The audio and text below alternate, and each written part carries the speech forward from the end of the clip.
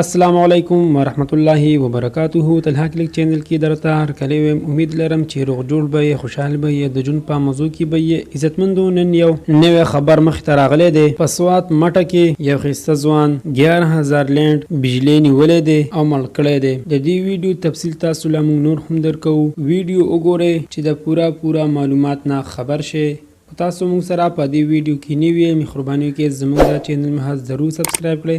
خو کې وسه غونډه نشان وخی چې هر یو نیو معلوماتي ویډیو تاسو ته په اسانه سره ملاويږي. دوستانو په سوات مټه کې یو خسته ځوان 11000 لینډ بجلی نیولې وو.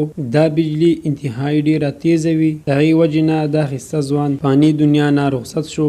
د 11000 لینډ کې شاټ راغلی وو. نورو سیمو کې او کورونو کې هم ډیر زیات اورانې کړی دی. د خلکو د بجلی سامانونه ډیر سوځېدلي دي. پکې زموږ حکومت ته دا درخواست دی چې زر ته زر دی د بجلی مسله حل کړي او عوامو ته دی ریلیف ورکړي شي. موږ ته هم پکار دی چې داسې قسمه څه مسله راځي نو فورا موږ ته پکار دی چې وبډي والا ته اطلاع کوو.